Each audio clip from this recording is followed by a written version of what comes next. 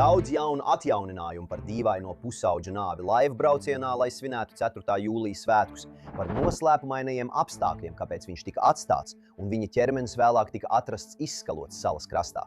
Pašlaik viss kļūst tikai neskaidrāks. Tāpēc mēs visu izskatīsim un sniegsim jums jaunāko informāciju. Laipni lūdzam raidījumā Sidebar, ko piedāvā Law and Crime. Es esmu Džesijs Vēbers. Klausieties, ja jūs sekojat mums šeit Cyber, mēs vienmēr runājam par riskiem un briesmām. Vai jūs kādreiz esat domājuši par datu noplūdi? Jūs un jūsu tuvinieki, jūsu privātā informācija pastāvīgi ir pakļauta riskam tikt nopludinātai. Tāpēc es vēlos, lai jūs visi sargātu savus datus tiešsaistē. Lūk, kā to izdarīt. Incogni atrod visus šos vecos ierakstus un meklēšanas vietnes, kas atklāja jūsu informāciju, un tad viņi pieprasa tās dzēšanu. Es biju šokēts. Izrādījās, ka datubāzēs bija mana informācija, un dažu dienu laikā Incogni to visu noņēma. Uzstādīšana ir ļoti vienkārša. Jums tikai jāizveido konts, un Incogni parūpēsies par pārējo. Un viņu neierobežoto plānu pielāgotās dzēšanas funkcija ļauj jums iesniegt konkrētas saites, kuras viņu privātuma eksperti personīgi izpētīs un izņems. Viņi jums nevar nodarīt pāri, ja viņi jūs nevar atrast.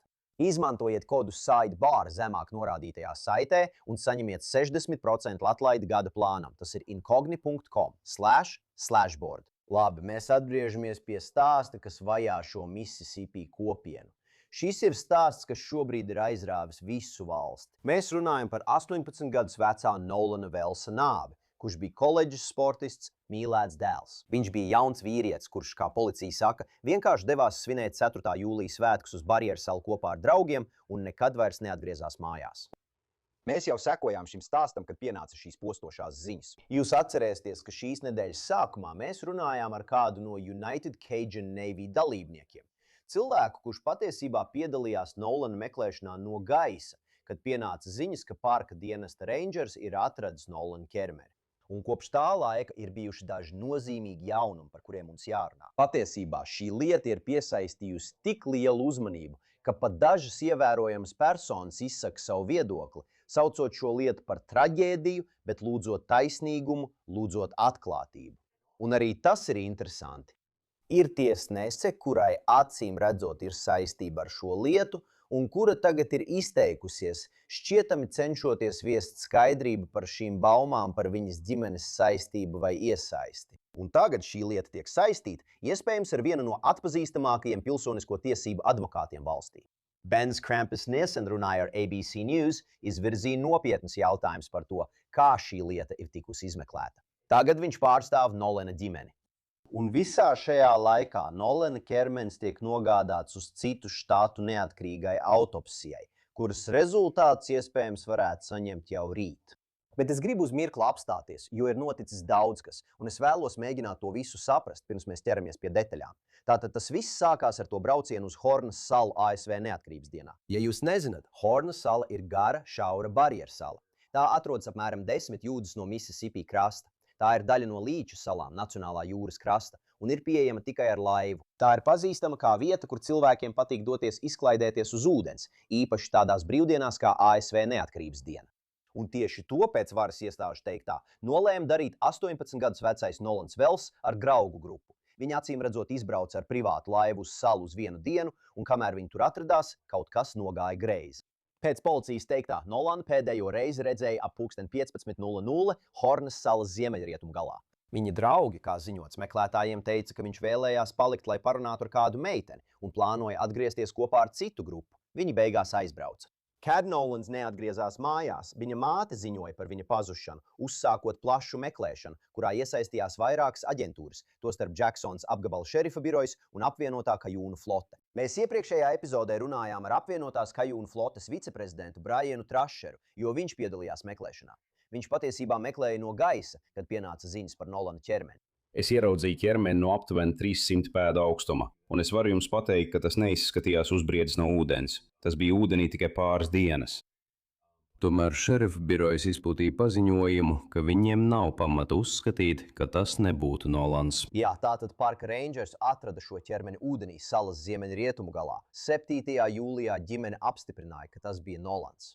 Bet šeit lietas kļūst sarežģītas, jo kopš tā laika lieta ir iegūsi jaunus pavērsienus. Jautājumi ir tikai padziļinājušies. Un es vēlos runāt par to, kas notiek tieši tagad. Un tagad es vēlos pieaicināt kādu, kas palīdzēs saprast visu, kas notiek. Tagad pievienojas pilsoņu tiesību advokāts, raidījuma draugs Joe Richardsons. Joe, liels paldies, ka pievienojies! Īpaši ņemot vērā, ka tu esi konferencē, tu ļoti dāsni velti savu laiku. Tāpēc, Joe, paldies tev! Vienmēr ir patīkami būt šeit kopā ar tevi, Jeff. Tu vienmēr! Paldies, es jūtos tāpat. Tātad es gribu sākt ar lielāko notikumu šeit, vai ne? Varētu teikt, ka tas ir lielākais notikums. Ģimene ir nolīgusi Benu Krampu, kurš tagad viņus pārstāv. Viņš pēdējo gadu laikā ir bijis iesaistīts dažās no skaļākajām lietām valstī, ja tā padomā, vai ne? Pārstāvot Georgia Floyda, Trayvona Martina, Breonnas Taylors ģimenes. Un šonedēļ viņš izplatīja paziņojumu, kas, kā jūs zināt, piesaista daudzu cilvēku uzmanību. Es vēlos nolasīt daļu no tā. Citāts. Mūs ir nolīgusi Nolena Velsa ģimene, mīlēts dēls, komandas biedrs un draugs, kurš devās svinēt 4. jūlija svētkus un nekad vairs neatgriezās mājās. Amerikāņu futbola komandas piespēļu saņēmējs Dienvidrietumu Mississippi kopienas koledžā gatavojās atgriezties gaidāmajā futbola sezonā, un nākamajā mēnesī būtu svinējis 19. dzimšanas dienu. Viņa ģimene ir pelnījusi atbildes, viņi ir pelnījuši patiesību. Mēs neapstāsimies, līdz katrs fakts par to, kas notika ar Nolanu Hornas salā, tiks atklāts. Un mēs aicinām izmeklētājus risināt šo lietu ar tādu steidzamību un caurskatāmību, kādu šī ģimene ir pelnījusi. Taggart Cramps arī runāja ar ABC News un atklāja, ka Nolana ķermenis tiek nogādāts uz Washington, D.C., lai veiktu neatkarīgu autopsiju, sakot, ka ģimenei ir bažas par izmeklēšanas norisi Mississippi štatā. Joe, pirms es pat pievēršos neatkarīgajai autopsijai, kāpēc nolīgt advokātu? Tāpēc, ka ir tik daudz lietu, ko tu nezini. Saistībā ar nāvi viss notiek ļoti ātri. Un Dievs pasargā, ja ir kaut kas, ko slēpt. Mēs nesakām, ka tā tas ir, bet ja pēc autopsijas būtu kaut kas, ko slēpt, un jūs apglabātu šo ķermeni, tad ķermenis vairs neko nepateiks. Un mēs vēl vairāk runāsim par autopsiju, bet tas ir viens no tiem, ko advokāts darīs, nodrošinās jums privātu autopsiju. Bena Krampa gadījumā viņš arī piesaistīs uzmanību, kas liks uzdot jautājumus un radīs spiedienu uz atbildīgajām amatpersonām, uz cilvēkiem, kuriem būtu rūpīgi jāizmeklē notikušais un tā tālāk.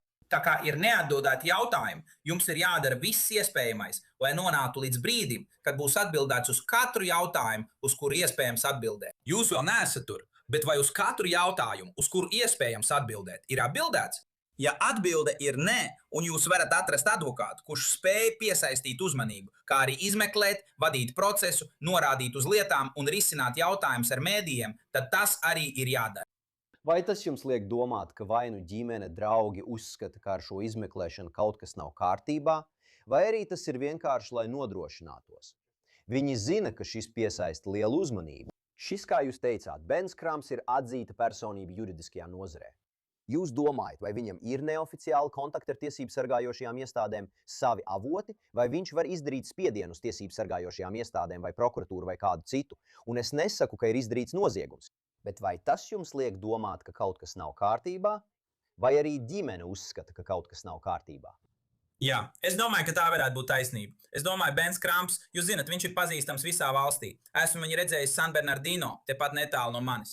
Bet cilvēki viņu iepazina visā valstī, Floridā. Jūs zinat, no kurienes viņš ir. Bet viņam, protams, ir saiknes ar dienvidiem, ciešas saiknes ar dienvidiem. Viņš mācījās dienvidos, ir risinājis lietas Mississippi un tā tālāk. Tāpēc būtu loģiski, ka Bens Krampis vai kāds līdzīgs viņam varētu uzreiz pavilkt aiz pareizajām aukliņām un sākt uzdot pareizos jautājumus, piesaistīt pareizos resursus, veikt pareizos zvanus, lai saprastu, kas izmeklēšanā nav kārtībā. Tātad tas nav tikai mēģinājums noskaidrot, kas mūsuprāt varētu būt patiesība, vai ko mēs vispār varam uzzināt, bet arī, vai kaut kas tiek darīts citādi nekā parasti. Tātad viņš piedāvā visus šāda veida aspektus. Vai jurists likumīgi var iesniegt kādu dokumentu tiesā, vai iesniegt kaut ko, lai izdarītu spiedienu uz tiesību sargājošajām iestādēm, vai lai panāktu, ka tiesību sargājošās iestādes sniedz informāciju ģimenei? Es domāju, ka jums ir jāizvērtē, vai un cik lielā mērā šeit esošās varas iestādes, šobrīd, manuprāt, tā ir Mississippi štata valdība, nedara to, ko parasti darītu. Ja kaut kas netiek nodrošināts tik ātri, kā tas parasti notiktu, galvenais ir tas, ka iestādes nonāk nepatikšanās, ja tās neievēro savus noteikumus, vai ne? Tātad, kas patiešām ir svarīgi, ir pārliecināties, ka viņi ievēro savus noteikumus. Un ja jūs prasāt kaut ko, kas varbūt ir pelēkajā zonā, publiskojiet ierakstu, atbrīvojiet. Ziniet, bieži vien mēs runājam par ķermeņa kamerām, kad runa ir par policiju un tam līdzīgām lietām. Mēs esam pietiekami tālu, lai bieži būtu konkrēti noteikumi, kas attiecās uz šiem gadījumiem.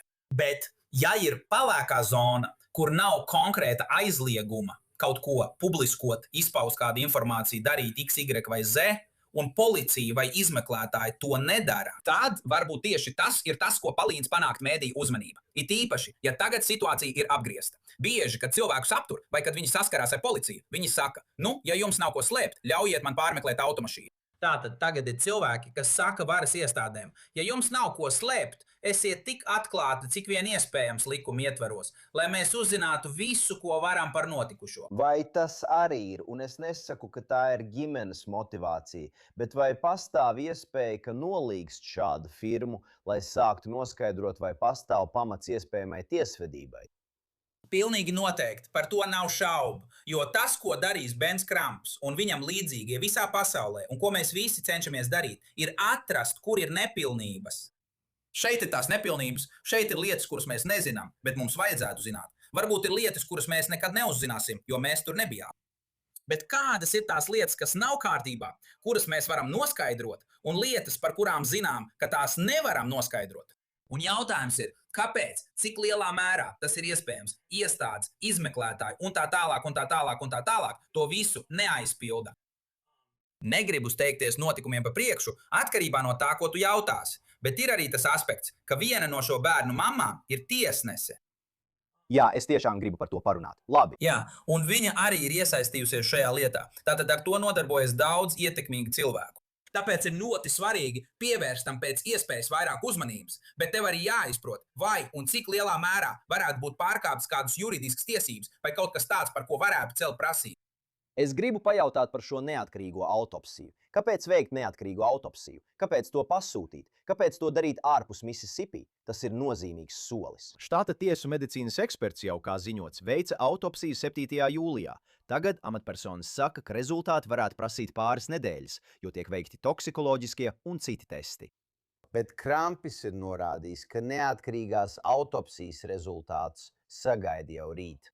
Un runājot ar ABC News, Krampis sacīja, mēs cenšamies būt ļoti atklāti, jo ģimenei ir bažas par to, kā Mississippi štats veic izmeklēšanu. Mums ir izmeklētāji, kas runā ar lieciniekiem, kuriem nav nekādas saistības vai lojaltātes pret štatu, un tas ir svarīgi. Kas šeit notiek, Džo? Es domāju, ka viņi skatās uz abām pusēm pirms šķērso ielu. Viens no lielākajiem pierādījumiem ir ķermenis.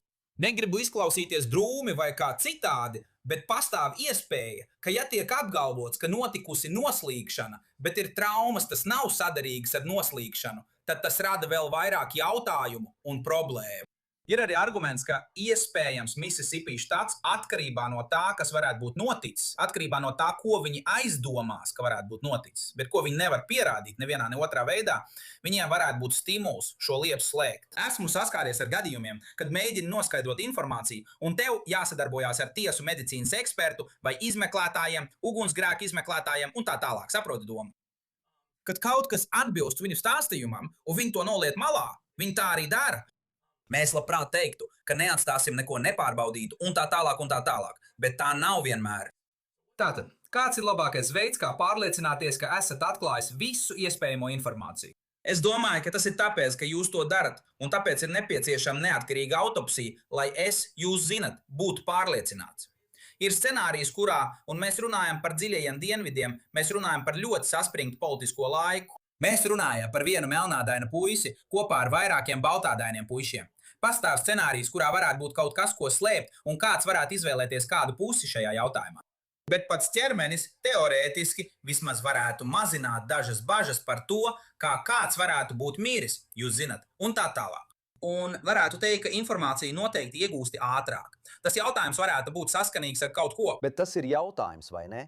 Kā tu vari iegūt informāciju ātrāk, ja valsts ekspertīze saka, mēs nevaram galīgi secināt, kas notika, līdz neveiksim papildus pārbaudes? Tāpēc tas prasīs vairākas nedēļas. Vai nevarētu būt tāds arguments, ka, ja tev ir neatkarīga autopsija un rezultāti būs jau rīt, tad tā nav tik rūpīga, vai arī es uz to skatos nepareizi? Es nedomāju, ka tu uz to skaties nepareizi. Es domāju, ka tam ir savs pamats, bet es arī domāju, ka tu saņem to, par ko maksā. Tā neatkarīgā autopsija nav lēta, tāpēc lielākā daļa cilvēku to neveic. Ir ļoti daudz cilvēku, kuri nevēlas ticēt tam, ko tiesu medicīnas eksperts teica par šo vai to lietu. Man nesen bija gadījums, kurā tiesu medicīnas eksperts attiecībā uz nāves veidu piekrita tam, tas notika šeit uz vietas, un paļāvās uz to, ko teica izmeklētāji, ieskaitot personas iepriekšējo vēsturi. Tātad daudz kas var ietekmēt to, ka iespējams jūs iegūstat to pašu informāciju, bet ir noteiktas lietas, ko var iegūt ātrāk. Neatkarīgā autopsija arī neuzrādīs visu uzreiz, taču jūs iespējams varēsiet iegūt dažas norādes nedaudz ātrāk nekā izmantojot oficiālo ceļu. Tātad šeit notiek abi šie procesi. Cilvēki varētu apgalvot, ka ja tas ir ātrāk, tad acīm redzot tā nevar būt laba informācija. Bet no otras puses ir tādi kā mēs, kas varbūt tic sliktākajam scenārijam, ka ja tā ir publiska informācija, ar kuru strādā cilvēki, kuriem varētu būt kas slēpjams, vai kuri ir saistīti ar ietekmīgiem cilvēkiem, tad varbūt mēs nevaram būt tik pārliecināti par rezultātu, kā mēs vēlētos. Un tas vismaz sniedz ģimenei dažas atbildes un iespējamu pretrunu ar štata tiesu medicīnas eksperta secinājumiem. Tāpēc es vēlos parunāt par kaut ko citu. Jūs to pieminējāt – tiesnesi. Ir tiesnese, kur acīm redzot ir tieši saistīta ar šo lietu, un tagad viņa ir pārtraukusi klusēšanu. Mēs runājam par kancleru tiesnesi Ashley Cole, kuras dēls bija viens no draugiem kopā ar Nolanu devās laivu braucienā. Viņi ievietoja garu paziņojumu Facebook sakot, citēju, mūsu dēls ļoti mīlēja Nolanu. Diemžēl es uzskatu, ka mūsu ģimenei ir piemērota kliedēt dažas baumas ar faktiem, ņemot vērā sociālo mēdīju uzmanību, kas tiek novērsta no Velsu ģimenes un viņu zaudējumu. Mūsu dēlu nopratināja Jacksons apgabala šerifa departaments, un viņš pilnībā sadarbojās. Viņš pēdējo reizi redzēja Nolanu ap 15:04 jūlijā, viņi aizbrauca ap 16:30, kad laivā sāka ieplūst ūdens un radās problēmas ar sentina sūkni. Nolans pieņēma lēmumu palikt uz salas un vēlāk atgriezties krastā ar citu draugu grupu. Mana ģimene cer, ka šī informācija palīdzēs pievērst uzmanību Velsu ģimenei, viņu sāpēm un viņu vajadzībai pēc mūsu kopienas atbalsta. Džo, pirmkārt, šis ir tiesnesis, vai ne? Otrkārt, viņam nebija obligāti jāsniedz paziņojums, bet viņš to izdarīja un sniedza ļoti konkrētas detaļas par pēdējām vai dažām no pēdējām Nolana darbībām un pārvietošanos. Ko tu no tā secini? Tiesnese pagaidām tikai zondē situāciju. Tiesneši bieži īpaši cenšas nesniegt publiskus paziņojumus, jo viņi ir tiesneši. Un ir arī interesanti, ka viņa izsaka šo paziņojumu, un es likšu 10-1, ka Jacksona apgabals iespējams ir pietiekami maza vieta, vismaz pārnestā nozīmē, ja ne burtiski, kur es likšu 10-1, ka viņa pazīst prokuroru vai prokurors pazīst viņu. Viņa pazīst izmeklētāju izmeklēšanas iestādi, vai izmeklēšanas iestādi pazīst viņu, un viņa pazīst koroneru, koronera biroju, vai koronera birojas pazīst viņu. Tātad, kad jūs visu to salietat kopā, un es esmu šī mirušā ģimene, tas mani noteikti nepadara mierīgāku. Es domāju, ka ir viena lieta, patiesībā divas lietas, par kurām šobrīd var vienoties starp šīm ģimenēm un šiem vecākiem. Es neticu, ka kāds no viņiem vēlējās, lai dēls būtu miris.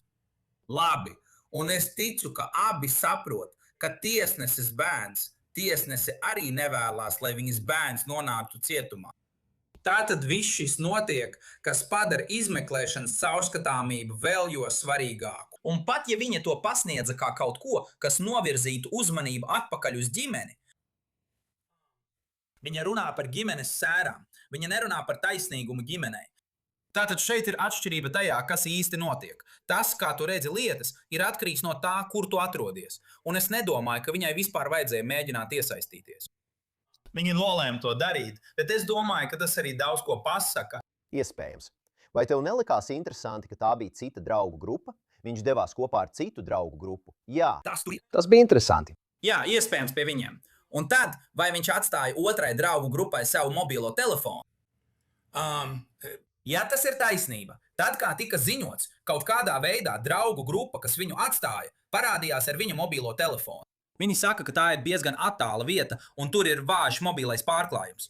Es nezinu, cik labi tev tur strādā mobilais tīkls vai kā, bet man šķiet, ka es savu mobilo telefonu paturētu pie sevis. Ja man būtu 19 gadus vecs bērns, pat ja es domātu, ka tas nestrādās, man pat prātā nenāktu aiziet prom. Tāpēc tas šobrīd ir lielākais jautājums. Patiesībā tas ir tikai netieši pierādījums, ja vispār. Tas nav DNS, tas nav nekas tāds. Kāpēc šis puisis atstāja viņiem mobilo telefonu, ja tas tiešām tā notika? Es tur nebiju. Tas rada ļoti interesants jautājums. Un kad tu visu to saliec kopā, tad es varu saprast abas puses. Kāpēc māte, kura ir tiesnese, varētu vēlēties piesardzīgi iesaistīties šajā lietā? Ieskatīsimies, kādā situācijā ar visu šo ir likumsargi. Tātad Jacksona apgabala šerifa birojas izdeva atjaunināt preses relīzi un lūdz ikvienu, kurš 4. jūlijā atradās uz vai pie Hornas salas, atsaukties, ja viņiem ir kādas oriģinālas, neredigētas fotogrāfijas vai video, kas uzņemta ap to laiku. Šerifa birojas pat norādīja, ka arī informācija, kas varētu šķist nenozīmīga, var izrādīties vērtīga izmeklētājiem. Mēs aicinām ikvienu, kam ir tieša informācija, atsaukties. Un šerifs arī norādīja, ka uz Hornas salas nebija novērošanas kameru, tāpēc jebkurš uzņemtais video vai fotomateriāls ir īpaši vērtīgs. Džo, ko tev liek domāt tas, ka šerifa birojas tagad izplata šo aicinājumu? Ko viņi cer atrast? Tu man pasaki. Man tas šķita interesanti, un varbūt kādam citam tas neko nenozīmē, vai arī viņiem tas neko nenozīmē, un nav par ko satraukties, bet viņi lūdz tikai pirmavotu informāciju. Citēju, pirmavota informācija, fotogrāfijas, tādas lietas, fotogrāfijas, video. Bet šobrīd es nezinu, vai jūs gribat būt izvēlīgs attiecībā uz ienākošo informāciju. Jūsu uzdevums ir to šķirot. Un ja ne cita iemesla dēļ, tad visa nepieciešamā atklātība, ko tagad pieprasa apstākļi. Labi. Ziniet, gluži kā ejot uz tiesu. Ja es eju uz tiesu, tad no citiem dzirdēta informācija varbūt netiks pieņemta kā pierādījums. Tās var nebūt pieļaujams, bet tās ir atklājams. Varbūt, ja kāda no šo bērnu draudzenēm dzirdēja, kā viens no šiem puišiem kaut ko saka, viena no šīm draudzenēm draudzene teica, man ir nožēla. Tas būtu kaut kas, ko vajadzētu izpētīt tālāk, pat ja tas nav no pirmavota. Tātad šobrīd mēs varam parunāt par informāciju no pirmavota vēlāk. Bet jebkurš, kam ir kas sakāms, kad jūs izsludināt informācijas vākšanu, manuprāt, jūs nesakāt cilvēkiem, dodiet man tikai šāda veida informāciju. Jo jūs esat izmeklēšanas iestāde, un jūs varat izvērtēt un noteikt, kas ir noderīgs, kas ne, un ko ir vērts pārbaudīt tālāk. Un es domāju, ka, ja trūkst kameru, ja trūkst daudz pirmavotu informācijas, kāda varētu būt vietā, kur dzīvo vairāk cilvēku un tā tālāk, es domāju, tas padara vēl svarīgāku informācijas iegūšanu no jebkuras iespējamās vietas. Un jūs veicat darbu, lai to izsijātu, lai izvairītos no neētiskas rīcības iespaidu gan realitātē, gan uztverē. Jūs esat izdarījis visu, ko varējāt, lai atbildētu uz visiem iespējamajiem jautājumiem, lai visi varētu virzīties tālāk. Runājot par video, ir vērts atzīmēt, ka tiešsaistē ir bijušas dažādas spekulācijas. Tostarp šie TMZ ziņojumi, ka varas iestādes aplūko video, kurā iespējams redzams šis karstais strīds, kas notika tajā dienā uz salas vai tās tūmā. Es jums pateikšu, es nezinu, vai jūs to esat redzējis, bet es jums pateikšu, ka šerifa birojas to pat nav apstiprinājis. Es nezinu, vai jūs esat redzējis šo video, bet kādi ir jūsu domas par to? Ziniet, tas ir vēl viens jautājums, kam sekot līdzi. Ziniet, es jums pateikšu, starp citu, ir pārsteidzoši, cik bieži mums ir visi šie ziņu avoti, ABC un CBS, bet bieži vien tieši TMZ pēkšņi nāk klajā ar šādām lietām. Saprotiet, ko es domāju? Un jums tas ir jāpārbauda tālāk, jo ja pastāv iespēja, ka tas tur tiešām notika, tas varētu kaut ko izskaidrot. Saprotiet? Tāpēc man labāk ir iegūt šo informāciju, izmeklēt to, saprast, ka man tā nav vajadzīga, nekā tad, kad man tā būtu vajadzīga, tās nebūtu. Tātad tas ir vēl viens jautājums, kam sekot līdzi. Un tas ir vēl viens aspekts, kas varētu palīdzēt izskaidrot, kāpēc viņi parādās ar viņa mobilo telefonu, bet ne ar viņu pašu, pieņemot, ka tas tiešām notika. Es ticu ziņojumam, bet zini, ir lietas, kas gluži vienkārši nešķiet loģisks. Un vecāki zin, ja kaut kas nav kārtībā, ja viņi zina, ka viņa bērns nekad nebūtu bez savu mobilā telefonu, es zinu, ka mans bērns nekad nebūtu bez savu telefonu nevienā situācijā, ne pēc savas gribas. Vai tas nozīmē, ka kādam uzreiz jāsaņem vissmagākais sots un jānonāk uz elektriskā krēsla? Nē, ne obligāti. Bet tas ir kaut kas, kam mums ir jāsako līdzi un mums jāizmeklē viss līdz galam. Un tiesnesis par to nerunāja. Nē. Un skatieties, tas atgriežas pie lielāka jautājuma par to, cik daudz uzmanības un spiediena tiek izdarīts. Ir arī, man tas jāpiemina, spiediens, kas nāk no ārpus likumsargājošajām iestādēm. Ir arī pārstāvis Benijs Thompsons, Mississippi demokrāts, kurš ir aicinājis izmeklētājus veikt caurskatāmu un savlaicīgu izmeklēšanu. NAACP savā Instagram kontā publicēja ziņu sakot, ka viņu domas ir ar ģimeni un draugiem. Un es patiesībā tagad vēlos pievērsties kaut kam, kas saistīts ar ģimeni, jo redziet, Viņi pārdzīvo kaut ko tādu, ko nevienam nevajadzētu piedzīvot. Es domāju, viena lieta ir pārdzīvot šo visu, bet pavisam cita, ka tam visam pievērsta tik liela uzmanība. Un Nolana māte visu šo laiku ir publicējusi ierakstus sociālajos tīklos, un viņa arī dalījās ar sirdi plosošo ziņu, kad tika atrasts viņa ķermenis. Bet tagad viņa lūdz kaut ko citu. Nesen viņa publicēja šo ierakstu Facebook. Tajā teikts, citēju: "Tik ļoti pietrūkst mūsu Nolana katru sekundi, katru dienu. Šis ir bijis vissmagākais laiks mūsu dzīvēs." Vērojot, kā viņa brāļi un māsas pārdzīvo sēras, tas piešķir vēl vienu skumju slāni. Lūdzu, iekļaujiet mūs savās lūkšanās un turpiniet cienīt mūsu privātumu. Tam visam ir vēl viens slānis. Jo, ja mēs runājam par video, vai ziniet par video, kas ir pieejami internetā, acīm redzot ir šie ar mākslīgo intelektu ģenerētie video, vai video, kas ir izplatījušies tiešsaistē. Šķietami rādot, kā Nolana māte saka, ka viņa nerīkos bērējas Nolanam. Ir pat video, kurā šķiet redzami kadri, kas it kā attēlo viņu. Viņa māte ievietoja šo video Facebook, nosaucot to par viltotu un lūdzot cilvēkus atstāt ģimeni mierā. Šī ir pavisam cita problēma upuriem un viņu ģimenēm vai tiem, kuri 2026. gadā vienkārši zaudē tuviniekus, vai ne? Es domāju, kā jūs to vērtējat? Starp citu, vai kādam ir juridiskas tiesības rīkoties, vai viņiem ir juridisks pamats vērsties pret cilvēkiem, kuri izveido par viņiem ar mākslīgo intelektu veidots video?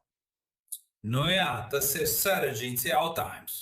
Tas ir lielisks piemērs tam, kā likums varbūt vēl nav pilnībā ticis līdzi visām iespējamām situācijām, kas saistītas ar mākslīgo intelektu, ar tehnoloģijām, vai ne? Un tāpēc rodas jautājums, ja tiek publicēts kaut kas, par ko kāds zina, ka tas nav patiess, pastāv iespēja, ka tā ir neslavas celšana. Tas ir tiešām interesanti, jo es nekad nebiju domājis par neslavas celšanu tieši šādā kontekstā. Bet ja kāds apzināti saka kaut ko, kas nav patiess, tā varētu būt iespēja, atkarībā no tā, kādā jurisdikcijā jūs atrodaties, prasība par emocionālu kaitējumu nodarīšanu visās tā formās, gan tīša, gan nolaidīga. Es arī iedomātos situāciju, kad kāds izmanto jūsu vārdu, attēlu un personas tēlu personīgai peļņai, ja viņi veido video, iegūst skatījumus un par to saņem naudu. Es nesaku, ka tā ir noticis, bet tāda iespēja arī pastāv. Pareizi, jā. Es domāju, ka tur ir dažādas lietas. Jums ir mazliet jāpielāgo sava domāšana, jo mēs dzīvojam šajā mākslīgā intelekta laikmetā. Bet atkal, tagad jūs runājat par mākslīgo intelektu. Jūs runājat par to, kas ir īsts un kas ir viltots, un kā tas var mūs attālināt no tā, kas patiešām ir svarīgs. Te ir arī rasu jautājuma aspekts, ir arī politisks aspekts un visi šie citi aspekti. Un tāpēc, atkarībā no tā, kas jūs esat, vai jūs runājat par šo mirušo jaunieti vai Keitlīnu Klārku, ir situācijas, kurās cilvēki ar dažādām iecerēm var to izmantot savā labā. Un tagad viņiem ir stimuls padarīt kaut ko īstu par viltotu vai otrādi. Un tā ir sava veida problēma. Kā tam visam iziet cauri? Tātad, pat ja ģimene izplatīja ziņu, lai mēģinātu saņemt palīdzību un noskaidrot, kur ir viņa dēls, es viņus noteikti saprotu. Vēlēšanās saglabāt privātumu, netikt traucētiem un noteikti negribēt, lai par viņiem tiktu teikts vai apgalvots kaut kas nepatiess, vai par viņiem tiktu radīts kaut kas nepatiess karikatūrās ar mākslīgo intelektu vai tam līdzīgos veidos.